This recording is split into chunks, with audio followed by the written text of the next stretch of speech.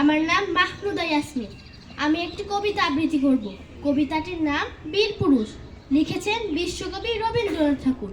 মনে করো যেন বিদেশ ঘুরে, মাকে নিয়ে যাচ্ছি অনেক দূরে। তুমি যাচ্ছ পালকিতে মা চড়ে, দরজা দুটো একটুকু ফাঁক করে। আমি যাচ্ছি রাঙা ঘোড়ার পরে, টগবগিয়ে তোমার পাশে পাশে। রাস্তা থেকে ঘোড়ার খুঁড়ে খুঁড়ে, রাঙা ধুলোয় মেঘ ঘুরে আসে। সন্ধে হলো, সূর্য নামে পাটে, এলেম যেন জোড়া দিঘির মাঠে। ধু ধু করে যেদিক পানে চাই, কোনোখানে জনমানব নাই। তুমি যেন আপন মনে তাই। ভয় পেয়েছো, ভাবছো এলেম কোথা? আমি বলছি ভয় করো না মাগো, ওই দেখা যায় মরা নদীর সোতা। হ্যাঁ, হাততালি দাও। তার নাম বীর পুরুষ। লিখেছেন বিশ্বকবি রবীন্দ্রনাথ ঠাকুর।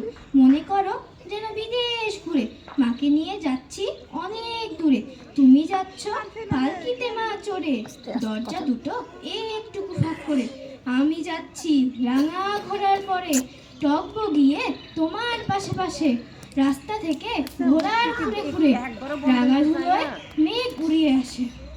সন্ধে হলো, সূর্য নামে পাটে, এলেম যেন জোড়া দিঘির মাঠে। ধু ধু করে যেদিক পানে চাই, কোনোখানে জনমানব নাই। তুমি যেন আপন মনে তাই। ভয় পেয়েছো, ভাবছো এলেম কোথা? আমি বলছি ভয় করো না মাগো, ওই দেখা যায় মরা নদীর সোতা। আচ্ছা, সুন্দর, হাততালি দাও। ছড়া আবৃত্তি করতে চাই। ছড়ার নাম কবিতা। ছড়া কেন রে? কবিতা আবৃত্তি করতে চাই। কবিতার নাম বীর পুরুষ। লিখেছেন বিশ্বকবি রবীন্দ্রনাথ ঠাকুর। মনে করো